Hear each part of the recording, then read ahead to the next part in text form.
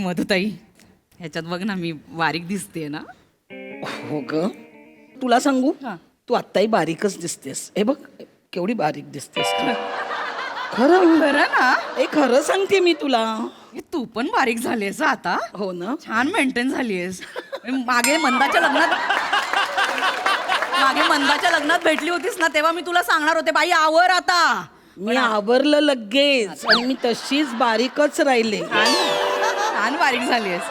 आता आणखी नको बाई ए बारीक. बस आता मी- हा. आता एवढंच बस.